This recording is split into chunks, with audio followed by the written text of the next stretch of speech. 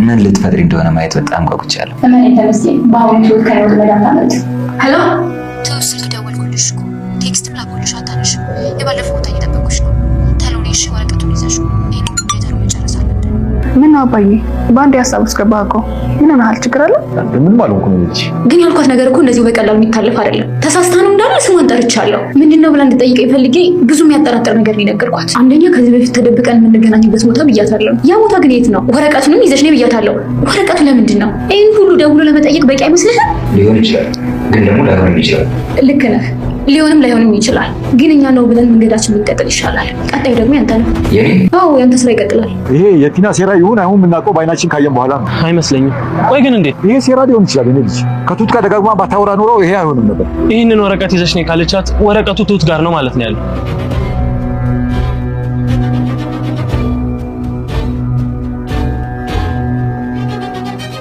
እህትሽንና የእህትሽን ልጅ ማግኘት ከፈለግሽ አሁን በምልክልሽ አድራሻ ቶሎ ነይ። ስንት ሰዓት እንደምትመጪ ደውዬ አሳውቅሻለሁ። እሺ እመጣለሁ። ምንም እንዳታደርጋቸው እነሱን። ተሳካልሽ? አዎ ተሳክቶልኛል ጋሼ። ቱት አሳልፋ እየሰጠች ነው እንዴ? አይ በዛ ለምን ልጅ ቱትን አቃታለሁ። ምንም ቢሆን አሳልፋ አሰጣጥ። እሺ ቀጣይ የሚሆነው ምንድነው? ቀጣይ እነዛን ሰዎች ከዛ ቤት ማስወጣት፣ ከዛ ደስተኛው ነው መኖር። ታዲያ ቆይ ይህ ሁሉ ነገር እንዴት እንደተሳካልሽ አትነግሪኝ? በሰው እርዳታ ብቻ እንደተሳካልኝ ልነግርህ እችላለሁ። እሺ ይሁን። እና ግን ዛሬ ነው ያንን ቤት በግልጽ የምናገኘው እንዴ? አዎ አልኩህ እኮ። ምን ነው አላመንከኝም እንዴ? አላመንኩሽም። አቶ ዳኒ ሚስት መሆኔን ረሳህ እንዴ? እንዴ ምክንያቱም እየሆነ ያለው ነገር ቀላል አይደለም። ቆይ እንዴት ነው የአንድ የትልቅ ሰውን ድርጅት በቀላሉ ትወርሽ የምትችይው? ምን እንዳናደደ ባላውቅም ነገሩ ግን ሆኗል። ጋሼ እሱን ወረቀት አሽከረከርከው እኮ ክፈተው እንጂ። ፈራሁት። እየመጣች ነው? አዎ እየመጣች ነው። ትሁት እንዴት ነሽ? ቲና የአባባን ቤቱን ንብረቱንም በጠቅላላ ድርጅቱንም በስም ያድርጋለሁ። እስከ ዛሬ የወጣሁበት የወረድኩበት የደከምኩበት ድካሜ ፍሬ አፍርቷል በማለት በደስታ በፈገግታ ለዳኒ ተናገረች። ተመስገን ትሁትን እህትሽን እንዳልገልብሽ ከፈለግሽ አንቺ የምቀጥርሽ ቦታ ነኝ በማለት አስጠነቀቃት፣ ዛተባት። እሷም እህቴን እንዳትነካ እመጣለሁ በማለት ወደ ተመስገን ስትሄድ ቲና ትሁት ያልጠበቀችው ወጥመድ ውስጥ አስገባቻት። እንደ ልጅ የሚወዷትና የሚሳሱላት አባባ ከቲና ጋር በድብቅ ስትገናኝ በርቀት አዩዋት።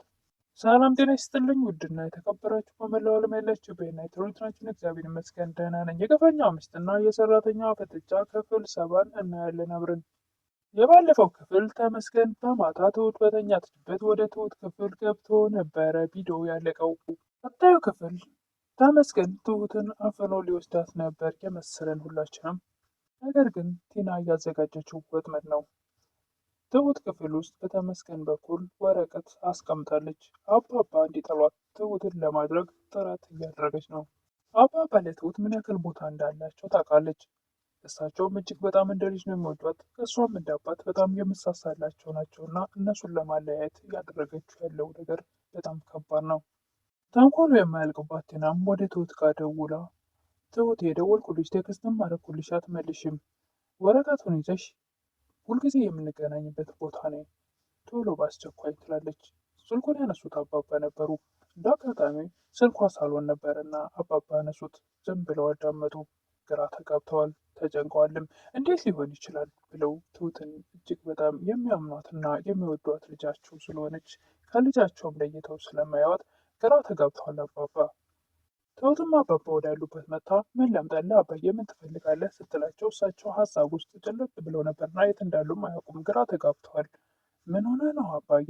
ምንድን ነው በድንገት በደቂቃ እንደዚህ ሀሳብ ውስጥ ገብታል ትላለች። እሳቸውም አፋቸውን ተያያዘ። ትሁትን እንዴት በዚህ አምን እጠረጥራታለሁ በማለት እሳቸው ተወዛግበዋል፣ ግራ ተጋብተዋል። አባባም ግራ ስለተጋቡ ደህና ወይ ልጄ ብለዋት ይወጡና ከዳኒ ጋር ይገናኛሉ። ሊያማክሩት ፈለጉ ዳኒን። ይሄ የቲና ሴራ ይሆን አይሆን የምናውቀው ነገር የለም። እሱን የምናውቀው በአይናችን ስናይ ነው የምናረጋግጠው። ከትሁት ጋር ደጋግማ ባታወራ ኑሮ ይህ ባይፈጠር ነበር። ትሁት ጋር ወረቀቱን አምጪ የምትላት ከሆነ ወረቀት ትሁት ጋር አለ ማለት ነው ይላል ዳኒ። ትሁት ጋር ከሆነ ደግሞ ኤደን በሆነ መንገድ ሄዳ እንድታመጣው እናድርግ ይላል ዳኒ። ሀሳብ ያመጣል። ሆነ ግን የተደረገው ነገር የተባለው ነገር እውነት ከሆነ በኋላ ልናዘን እንችላለን። ይሄ ከክህደት አይተናነስም ይላሉ አባባ። እሺ ምን ማድረግ አለብን ይላል ዳኒ። እኔም እኮ ጨንቆኝ ነው ወደ አንተ የመጣሁት። ካሌብን ታውቀዋለህ፣ ችኩል ነው። በችኩልነቱ ደግሞ ነገሮችን ያበላሻል። መጀመሪያ ወረቀቱን ማንነቱን እናየውና ከዛ በኋላ እንወስናለን ይላል ዳኒ። ዳኒ ለኤደን ደውሎ ወረቀቱን ሂዳ ትሁት ክፍል እንድታመጣ ያደርጋል። ኤደንም ሄዳ የትሁትን የትሁትን ክላስ ቁም ሳጥኗን ትበረብራለች። እኔ በግሌ አስቤው የነበረው ድራማውን እስከ መጨረሻው እስከማየው ድረስ ኤደን ምን አስባ ነው ትሁት ላይ ምን ልታደርግ ይሆን በማለት እኔ እሷን ተጠራጥሬያት ነበር። ይሄ ግን የግሌ ሀሳብ ነው። ኤደንም የምትፈልገውን ነገር ከወሰደች በኋላ በርገጭ ስታደርግ ትሁት ትሰማለች። ማነው ስትላት እኔ ነኝ ትሁት የት ነች በማለት ሳታስፎገር ቀስ ብላ እሷ ወዳለችበት ትሄዳለች። አንቺ እኮ ሳጣሽ ስጠራሽም ስላልሰማሽኝ ወደ ክፍልሽ ሄድኩ ትላለች ኤደን። ኤደንም ትሁት እንዴት ገባሽ ያስደነገጥሽኝ እኮ እንዴት ልትገቢ ቻልሽ ሳታንኳኩ እያለቻት አልሰማሽኝም ጨቋቁቼ ነበር እያለች ኤደን ወዲያውኑ ነገሩን አስቀይሳ ምንድን ነው አንቺና ካሌብ እኮ ነገሩን አስቀየሳችሁት፣ አቆያችሁት፣ አንጓተታችሁት ለምንድን ነው በፍጥነት የማታደርጉት እያለች ትሁትን መጠየቅ ትቀጥላለች። ትሁትም እባክሽን ምንም ነገር የለም ትላለች። ኧረ እባካችሁ አታጓጉን፣ ምንም አትጓጊ እባክሽ ምንም ነገር የለም ትላለች ትሁት። ኤደንም በቃ ለማንኛውም ሄድኩ ትሁቴ ቻው ብላ ስማት ትሄዳለች። ቴና ስልክህን አንሳና ለትሁት ደውል በማለት ቀጭን መልእክት ለተመስገን ታስተላልፋለች። ደውዬ ምን ልበላት ይላል። ተመስገንም ወዲያውኑ ወደ ትሁት ደውሎ እህትሽንና የእህትሽን ልጅ የምትፈልጊ ከሆነ በምልክልሽ አድራሻ በፍጥነት ትመጫለሽ ይላል። ደግሞ ይኸውልሽ እንግዲህ የምነግርሽን ስሚ። ትሁትም እህቴንም ሆነ የእህቴን ልጅ ምንም እንደማታደርጋቸው ቃል ግባልኝ እኔ እመጣለሁ ትላለች ትሁት።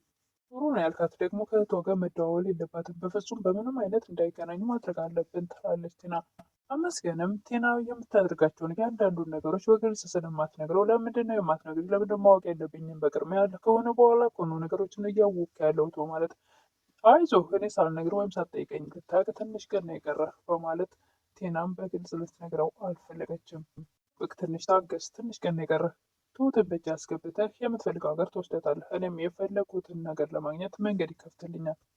ኤደንም ወረቀቱን ወስዳ አባባና ዳኒ ያሉበት ጋር ትሰጣቸዋለች። ቆየ ወረቀት ምንድን ነው ትላለች። እኛም አላወቅን የኔ ልጅ ይላሉ አባባ። ታዲያ ለምንድን ነው ትሁት ክፍል እንዳመጣ ያደረገችው? ምንድን ነው ምን እየተካሄደ ነው ትላለች ኤደን። ዳኒ መለሰ ሄዱ የእኛም እኮ ምንም አላወቅንም። ቴና ለትሁት ደውላ የተነጋገርነው ቦታ ላይ ወረቀቱን ይዘሽ ነይ ስላለቻት ይህን ነገር ለማወቅ ነው። ኤደንም እንዴ ትሁት አሳልፋ እየሰጠችን ነው እንዴ ትላለች። አባባ በፍጹም እንደዛ አይደለም ልጄ፣ ትሁትን እኮ በደንብ አውቃታለሁ፣ አሳልፋ ልትሰጠን አችልም ይላሉ አባባ። ምንድን ነው ጋሼ ትላለች ኤደን። የእሱን መልስ የምናገኘው እዚህ ወረቀት ላይ ነው ይላሉ አባባ። አባባም ወረቀቱን አንተ ክፈተው ብለው የታሸገ ስለነበረ እሱ ሊከፍተው ስል ቴና ትደውላለች። የቴናን ስልክ ያነሳል። አባባ ማንሳላት የምትፈልገው ቦታ ሂድ ይላሉ። ዳኒ እርቁ ነኝ ብሏት ነበርና ወደ አሁኑ አባባ ሂድ ስላሉት እሺ የት ነሽ? ሩቅ አይደለሁም ይላል። ዳኒም ቴና ጋር ሴት ምንድን ነው እንደዚህ አጠርፈሽ የጠራሽኝ ይላል። ህልሜ ሊሳካ ነው፣ ህልሜ እውን ሆነልኝ እያለች በደስታ ትናገራለች። እንዴት ነው ሊሆን የቻለው? እንዴት ህልምሽ እውን ሆነልሽ? እያለ ዳኒ ጥያቄውን ይቀጥላል። ነገሮች ተሳክቶልኛል፣ ደስ የሚል ጥሩ ደረጃ ላይ ነኝ። ቲና ግን ነገሮችን ከኔ እየደበቅሽ ነው ይላል ዳኒ። እና አንተ እኮ አሁን የኔ ወዳጅ አይደለህም።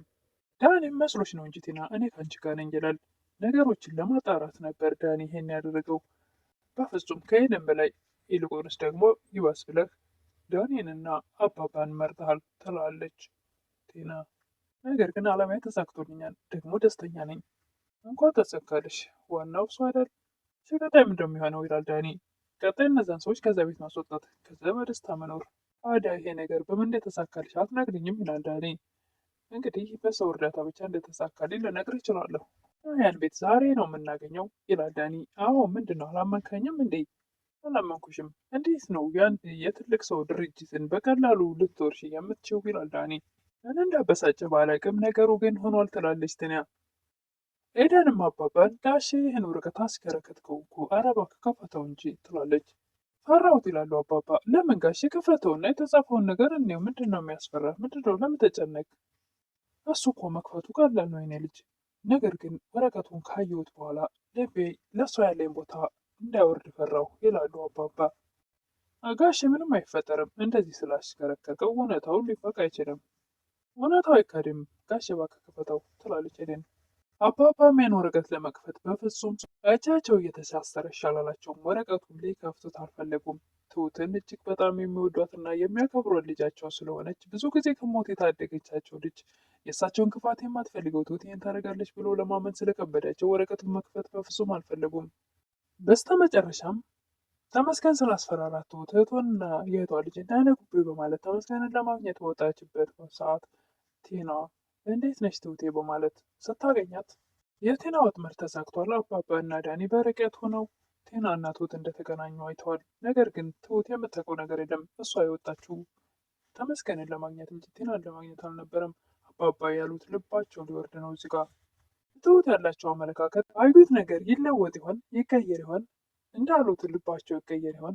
እሱን እንግዲህ በቀጣይ ለምን የምናየው ይሆናል። ለዛሬ ግን የግፈኛው ሚስትና የሰራተኛው ፍጥጫ ወይም ደግሞ ትሁት ድራማ ክፍል 7 ይህን ይመስል ነበረ።